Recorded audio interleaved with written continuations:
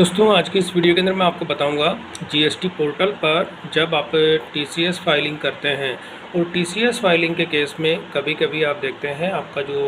Record होता है या फाइलिंग के अंदर तो वो आपका मैच नहीं होता है। मैच से मतलब होता है कि टीसीएस फाइलिंग के अंदर होता क्या है कि अगर आप ऑनलाइन सेलर हो तो जितने भी मार्केट प्लेस होते हैं वहाँ पर आप अपने प्रोडक्ट जो सेल करते हैं उनमें हर प्रोडक्ट पर आपका टीसीएस जो होता है वो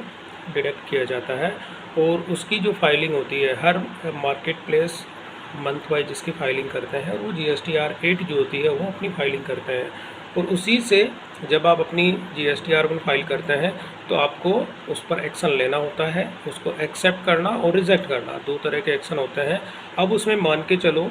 किसी रिकॉर्ड को आपने एक्सेप्ट कर लिया तो उसका टीसीएस का क्लेम आपको केस लेजर में मिल जाता है। लेकिन कभी कभी आप देखते हैं कि आपका जो टीसीएस होता है वो मैच नहीं होता है और आप उसको रिजेक्ट कर देते हैं। तो रिजेक्ट करने के बाद में जो सामने वाली पार्टी होती है उसको नेक्स्ट मंथ आपको अमेंडमेंट करके वो रिकॉर्ड भेजती है। तो अब जब आपने उसको रिजेक्ट कर दिया या रिजेक्ट आपने नहीं किया और आपने क्या किया, उसको आपकी टीसीएस फाइलिंग से पहले जो काउंटर पार्टी होती है या वो मार्केट प्लेस होता है उसने उसके अंदर अमेंडमेंट कर दिया। तो इसी से रिलेटेड मतलब कि अगर कोई काउंटर पार्टी उसको अमेंडमेंट कर देती है या आपने उसको रिजेक्ट किया फिर नेक्स्ट मंथ वो आपको वापस अमेंडमेंट का रिकॉर्ड मिलता है तो उस केस में आपको कौन कौन सी ऐसी स्टेप्स होती हैं जो कि फॉलो करनी है और आपका टीसीएस जो होता है आपको मैच करने का क्या प्रोसेस होता है, तो वो सारी कंप्लीट डिटेल मैं आपको इस वीडियो के अंदर बताऊंगा। तो यहाँ पर आप देखेंगे मैंने जीएसटी पोर्टल लॉगिन किया हुआ है और इसमें जब आप जाएंगे सर्विसेज और सर्विसेज के अंदर होता है रिटर्न्स और रिटर्न्स के अंदर होता है TDS and TCS credit receive. तो जैसे आप इस पर क्लिक करते हैं तो आपके सामने यहाँ पर मैं दिखा देता हूँ। जैसे अप्रैल का है तो अप्रैल की मैंने अपनी टीसीएस फाइलिंग जो होती है वो मैंने कंप्लीट कर रखी है और यहाँ मैं दिखाता हूँ आपको अपनी मई की। जैसे मैंने किया सर्च तो मई की मैंने अभी जो टीसीएस फाइलिंग अभी मैंने कंप्लीट नहीं किया है तो यहाँ पर ये वाला ऑप्शन आपको देखने को मिलता है TDS and TCS credit receive. तो जैसे मैं यहाँ पे करता हूँ प्रिपेयर ऑनलाइन तो अब यहाँ पर क्या होता है कि टीसीएस क्रेडिट रिसीव के अंदर जो मेरे को जितने भी रिसीव हुए थे मतलब मई मंथ की बात कर रहा हूँ तो मई मंथ के अंदर मैंने उन सबको एक्सेप्ट कर लिया। तो एक्सेप्ट किया हुआ टोटल यहाँ पर आपको दिखा देता है कि आपकी टैक्सेबल वैल्यू कितनी थी, मतलब जिस पे टीसीएस मेरा डायरेक्ट हुआ था तो वो वैल्यू थी 1,20,877 रुपये की और उस पर मेरा टीसीएस कलेक्ट हुआ 609 रुपये का। तो जैसे ही मैं इसको फाइलिंग का प्रोसेस कंप्लीट करूँगा तो ये 609 रुपये जो होता है आईजीएसटी अगर हुआ तो आईजीएसटी के अंदर ऐड हो जाएगा। सीजीएसटी और एसजीएसटी इसमें अगर शामिल होता है तो वो उसी हिसाब से उसके अंदर केस लेजर के अंदर जो 3 सेक्शन होते हैं आईजीएसटी, सीजीएसटी और एसजीएसटी, तो उसके अंदर ये 609 रुपये का अमाउंट उसमें ऐड हो जाएगा। लेकिन फाइलिंग का प्रोसेस जब मैं कंप्लीट करूंगा तब, अभी मैंने अगर स्टेटस आप देखेंगे तो ये नॉट फाइल, मैंने इसको भी फाइल नहीं किया है। लेकिन अब इसमें एक मेजर इशू ये होता है कि टीसीएस को मैंने अभी तक जो अमेंडमेंट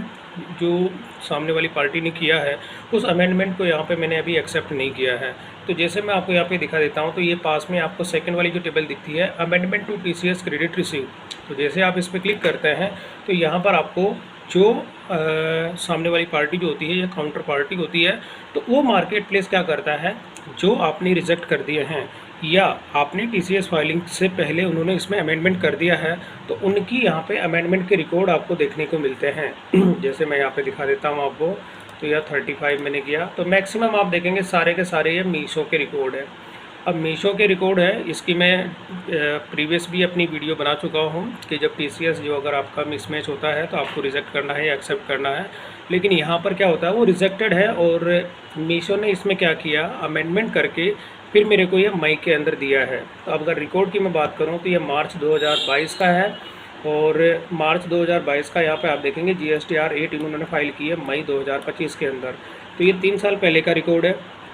और ये मैंने जो क्या किया मतलब मैंने टीसीएस फाइलिंग से पहले ही इसने मीशो के अंदर इसने अमेंडमेंट किया और अमेंडमेंट करने के बाद में अब ये फाइनल रिकॉर्ड आ जाती है। तो अब यहाँ पर पहला रिकॉर्ड अगर मैं आपको एक्सप्लेन करूँ दोस्तों तो यहाँ पर होता क्या है कि टोटल मेरी ग्रोस सेल 63,000 की है, 63,807 रुपये की। उसमें से मेरी रिटर्न जो आ जाती है 25,000 की रिटर्न है और नेट जो होती है नेट वैल्यू 38,777 रुपये की है। और यहाँ पर मेरा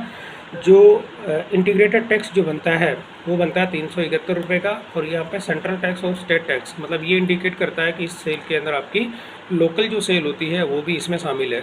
तो अब इसी को अगर मैं आपको समझाऊँ कि अब जैसे यहाँ पर अगर मैंने अभी तक कोई एक्शन नहीं लिया है, तो जब तक मैं इस पे एक्शन नहीं लेता हूँ तो आप देखेंगे कि मेरे जो कैश लेज़र के अंदर है ये वाला अमाउंट ऐड नहीं होगा।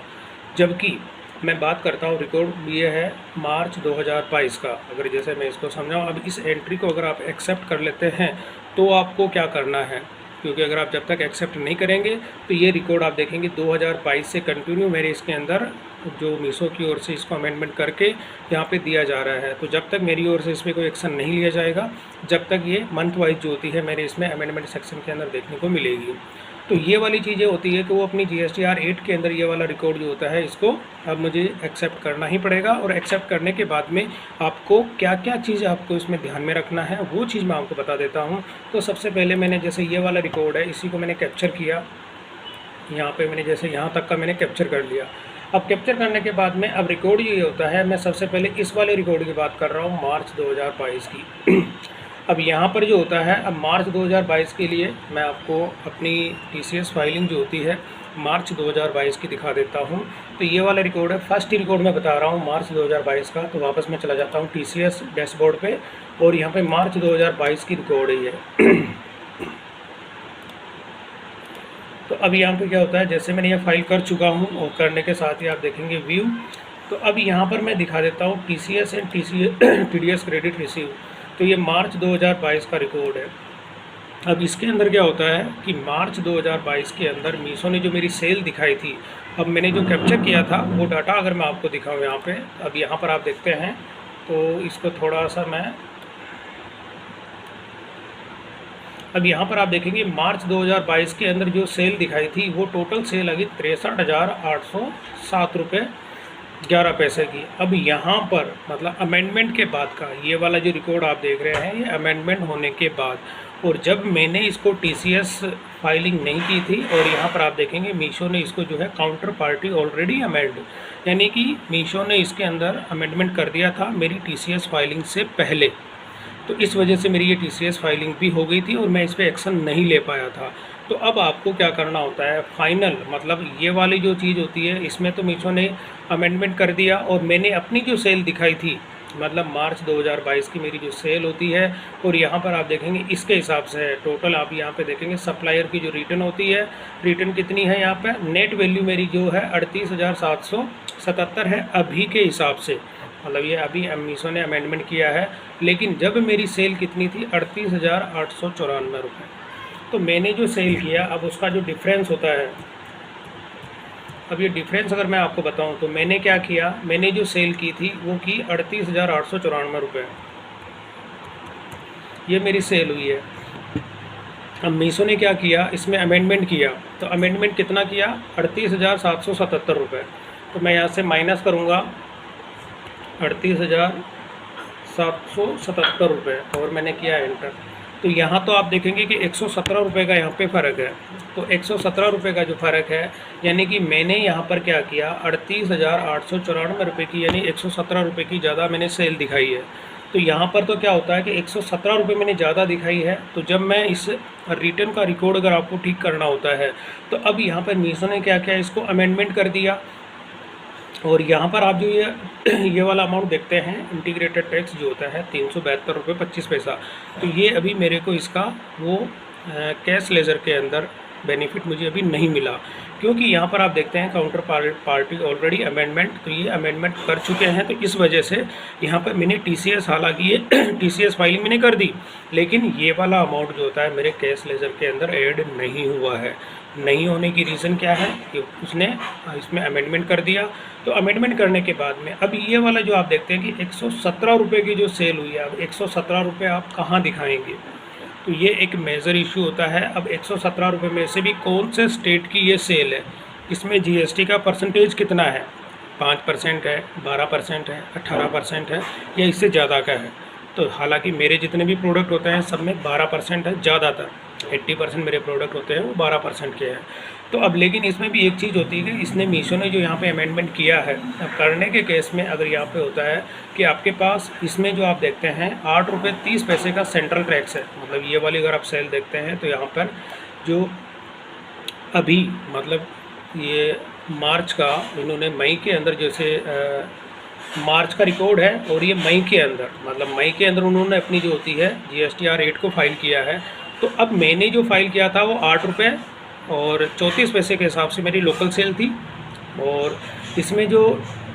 4 पैसे का, मतलब ज़्यादा फ़र्क नहीं है इसमें, 4 पैसे का इसमें फ़र्क है। तो यहाँ पर ये वाला जो है इसमें तो इतना मेजर इशू नहीं होता है, जैसे 371 रुपये है और यहाँ पर 72 रुपये है। तो अब यहाँ पर क्या होता है, जैसे ही मैं इसको एक्सेप्ट करूँगा तो यहाँ पर एक 117 रुपये मैंने इसमें ज़्यादा फाइल की हुई है। तो ये आपको सेटलमेंट जो होती है ये आप किसी भी स्टेट के अंदर कर सकते हैं, लेकिन एक्यूरेट मतलब आपको अगर ये पता करना है कि पर्टिकुलर ये किस स्टेट की मेरी सेल है, किस स्टेट का डाटा आपको जो है मिसमैच हो रहा है, तो इसके लिए आपको मीशो के अंदर इसका टिकट रेस करना होता है और वहीं से फिर आपको इसकी डिटेल मिल सकती है। लेकिन अगर आपने अपने कोई सॉफ्टवेयर के अंदर इसको मेंटेन किया हुआ है तो पर्टिकुलर आप 117 रुपये का जो डिफरेंस है वो वहाँ से आप इसमें टेली करके पर्टिकुलर उस स्टेट के अंदर आप अपनी सेल को घटा सकते हैं, क्योंकि यहाँ पर आप देखेंगे कि मैंने 117 रुपये का ज़्यादा पे किया हुआ है। तो यहाँ पर अब यहाँ पर ये चीज़ तो होती है कि मैंने ज़्यादा सेल कर दिया, तो अब यहाँ पर बाकी की दूसरी जो होती है यानी कि मीशो की दूसरे स्टेट के अंदर आपको वो सेल कम करनी है। इस केस में तो ये हो गया, लेकिन अगर मान के चलो किसी केस में आपने कम सेल दिखाई है और मीशो ने अमेंडमेंट करके उसमें ज़्यादा कर दिया, तो आपको ये सेल उसमें बढ़ानी भी होगी। तो ये चीज़ क्या होती है, जैसे मैं वापस अब आ जाता हूँ पैनल पे, और ये वाली मैंने आपको एंट्री समझा दी। अब मैं वापस जैसे जो मई के अंदर आ जाता हूँ, अप्रैल के जैसे वापस PCS समरी के अंदर, अब मैं इस रिकॉर्ड को एक्सेप्ट करूँगा। अब जैसे एक्सेप्ट करने से पहले अगर मैं आपको यहाँ पे डैशबोर्ड दिखा देता हूँ, तो यहाँ पे भी मेरा कैश लेजर में देखेंगे कि ये अलग अलग सेक्शन है। इलेक्ट्रॉनिक जो कैश लेजर होता है, जब कभी भी आप TCS फाइलिंग का प्रोसेस जब कंप्लीट कर लेते हैं तो यहाँ पर आपका अगर IGST होता है तो ये वाला अमाउंट IGST का इसमें ऐड हो जाता है, और अगर आपका CGST होता है तो CGST का अमाउंट इसमें ऐड होगा, SGST इसके अंदर ऐड हो जाएगा। तो अब मैं वापस चला जाता हूँ सर्विसेज के अंदर, रिटर्न, और रिटर्न के अंदर होता है TDS and TCS credit receive के अंदर, और यहाँ पे मैं चला जाता हूँ मई के अंदर। तो अमेंडमेंट वाले सेक्शन में जाता हूँ अभी मैं, और एक जो रिकॉर्ड मैंने जिसको अभी कंप्लीट डिटेल मैंने आप लोगों को एक्सप्लेन की थी उसको मैं यहाँ पे अभी एक्सेप्ट करूँगा। तो यहाँ पे आप देखेंगे कि मैंने अभी तक 0 रिकॉर्ड, किसी पे एक्शन नहीं लिया, तो यहाँ पे 0 आ रहा है। टोटल एक्सेल वैल्यू आप 0 देख रहे हैं, और यहाँ पे मेरा एक्सेप्टेड अमाउंट कितना है वो भी यहाँ पे 0 आपको यहाँ पे देखने को मिल रहा है। तो मैंने अभी रिजेक्ट भी नहीं किया है, तो यहाँ पे सारी चीज़ें 0 है। जब तक आप इसके ऊपर कोई भी एक्शन नहीं लेते हैं, जब तक आप अपनी TCS फाइलिंग का प्रोसेस कंप्लीट नहीं कर पाएंगे। तो ये चीज़ भी आपको ध्यान में रखना है, क्योंकि जब तक आप कोई भी रिकॉर्ड होते हैं, आपने जैसे यहाँ पे देखेंगे कि मैंने एक्सेप्ट कर लिया, मतलब इस वाले सॉरी मैं TDS दिखा रहा था, ये TCS की एंट्री है। तो TCS के अंदर आप देखते हैं यहाँ पर मैंने कोई भी रिकॉर्ड भी एक्सेप्ट नहीं किया, रिजेक्ट नहीं किया, तो 0 है। अब मैं जो रिकॉर्ड मैंने आपको दिखाया था उसको मैं एक्सेप्ट करूँगा। एक्सेप्ट करने का मतलब जैसे मैंने यहाँ पे चला गया फर्स्ट नंबर पर, और ये वाला पहला जो रिकॉर्ड था जो कि मैंने आपको दिखाया था, मीशो ने मार्च 2022 के अंदर इसमें अमेंडमेंट किया था। अब यहाँ पर क्या होता है, मैं इसको एक्सेप्ट करूँगा। अब एक्सेप्ट करने के साथ ही क्या होता है कि यहाँ पर आपको जो कोई भी अभी एक्शन मैंने नहीं लिया, तो यहाँ पर मैंने जो सेलेक्ट किया, अब सेलेक्ट करने के साथ ही मैं ऐसे कर लेता हूँ एक्सेप्ट। तो अब एक रिकॉर्ड क्या किया, मैंने यहाँ पे एक्सेप्ट कर लिया, ये वाला जो होता है एक्सेप्टेड मैंने कर लिया। तो अब इस केस में होता क्या है, अब जैसे मैं बैक आपको जाके दिखा देता हूँ, जैसे मैं बैक चला गया यहाँ पर, और अब यहाँ पर आप देखेंगे कि मैंने एक रिकॉर्ड को एक्सेप्ट कर लिया। तो एक्सेप्ट करने का मतलब क्या होता है कि मेरी जो सेल होती है, अब यहाँ पर मैंने 38,777 वाला जो अमाउंट था उसको मैंने एक्सेप्ट कर लिया, जिसके अंदर मेरा टोटल अमाउंट होता है, यानी कि जो कैश लेजर के अंदर जो अमाउंट ऐड होगा वो होगा 387 रुपये, और यहाँ पर हो जाएगा 609 रुपये जैसे मैं इस प्रोसेस को कंप्लीट करूँगा। तो अब यहाँ पर क्या होता है, जितनी मेरी एंट्री थी, अभी मैं यहाँ पर क्योंकि मुझे सारी एंट्री को जो है एक्सेप्ट करना है, और एक्सेप्ट करने के बाद अब इसमें होता क्या है कि जितनी भी एंट्री को जो होती है सबको मैं एक्सेप्ट करूँगा। तो यहाँ पर जो भी मेरा जो कैश लेज़र होगा, मतलब कैश लेज़र के अंदर ये वाले जो सेक्शन आप देख रहे हैं जिसमें कि सेंट्रल टैक्स भी है, स्टेट टैक्स भी है। तो मोटा मोटी अगर मैं आपको एक आइडिया बता देता हूँ और इसको मैं फाइलिंग का प्रोसेस भी अगर कंप्लीट करके आपको दिखाऊँ, तो यहाँ पर मेरी जो जितनी भी अमाउंट होता है ये मेरे कैश लेज़र के अंदर ऐड हो जाएगा। तो अब अगर मैं इसकी आपको फाइलिंग करके भी प्रोसेस में कंप्लीट दिखाऊंगा, लेकिन अभी मैं इसमें थोड़ा सा मुझे सारे रिकॉर्ड्स को जो है मेंटेन करना होगा, और मेंटेन करने के बाद ही जो होती है कि मैं इसकी नेक्स्ट जो स्टेप होती है ये मैं अपनी नेक्स्ट वीडियो के अंदर आपको दूंगा। तो लेकिन आपको अगर कोई भी, जब आपका TCS जो होता है मैच नहीं होता है, मैच नहीं होने के केस में जब आप मीशो की ओर से अगर कोई अमेंडमेंट किया जाता है, और अमेंडमेंट वाले रिकॉर्ड को जब कभी भी आप उसको एक्सेप्ट करें तो आपको केवल ये चीज़ ज़रूर आपको ध्यान में रखनी है कि जो रिकॉर्ड आप एक्सेप्ट करने जा रहे हो उसका आपको एक समरी बना के रखनी है, ताकि फ्यूचर के अंदर कभी भी अगर आपके पास डाटा मिसमैच का कोई नोटिस अगर आपको मिलता है तो उस केस में क्लेरिफिकेशन के लिए आपको ये रिकॉर्ड रहना चाहिए कि भाई हमने ठीक है इन जो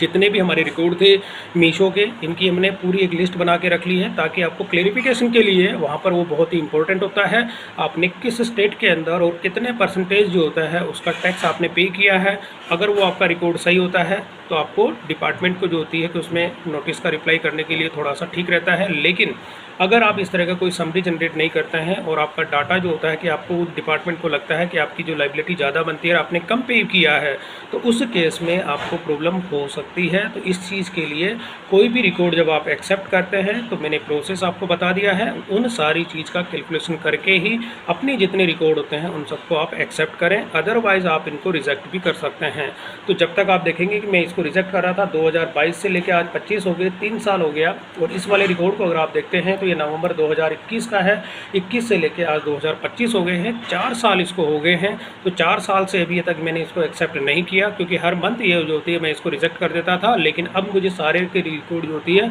इनकी एक समरी मेंटेन करके मुझे सभी को एक्सेप्ट करना है, और एक्सेप्ट करने के बाद अपनी रिटर्न्स जो होती है उसको मुझे कंटिन्यू प्रॉपर रखनी है। तो मैं आपको भी ये रिकमेंड करूँगा कि अगर कभी भी आपके पास इस तरह के कोई रिकॉर्ड अगर आते हैं तो उनकी समरी एक अलग से जनरेट कर लें, और जनरेट करने के साथ ही अगर आपकी लाइबिलिटी ज़्यादा बनती है तो पर्टिकुलर आप किसी भी स्टेट के अंदर, और यहाँ पर जो होती है ये टेबल नंबर 14 के अंदर भी इसकी एंट्री आपको करनी होती है। ई कॉमर्स ऑपरेटर के अंदर जो जीएसटी नंबर के साथ में आपको अपना सेल दिखानी होती है, तो वो सारा का सारा रिकॉर्ड जो होता है आपको उस टेबल के अंदर टेबल नंबर 14 में भी दिखानी होगी। लेकिन कहने का मतलब ये होता है कि जब आपकी तरफ से ये एक्सेप्ट कर लिया जाता है तो उसकी समरी आप ज़रूर तैयार करें, और तैयार करने के बाद में जितने भी आपके टीसीएस जो मिसमैच हुए हैं उन सब की समरी बना के साथ आप एक साथ उसमें पर्टिकुलर जब ये मई मंथ का रिटर्न होता है, ये मैं फाइल कर चुका हूँ GSTR1 के अंदर, लेकिन जो लेटेस्ट मंथ की आपकी रिटर्न होती है GSTR1 होती है, उसके अंदर अपनी जो सेल होती है उन स्टेट के हिसाब से पर्टिकुलर उस मार्केट प्लेस की, ज़्यादातर आप देखेंगे कि ये मेरा जो केस होता है मीशो के साथ में ही है, मीशो के अलावा कोई दूसरी ऐसी कंपनी नहीं है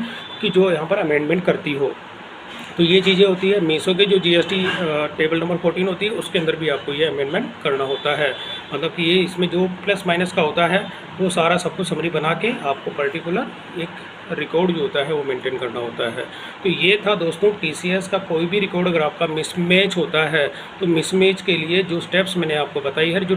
डेली करने का जो प्रोसेस होता है उन प्रोसेस को फॉलो करके ही अपनी टीसीएस फाइलिंग को कंप्लीट करें। तो दोस्तों वीडियो पसंद आई तो इसे लाइक और शेयर जरूर करें और मेरे चैनल को सब्सक्राइब करना ना भूलें।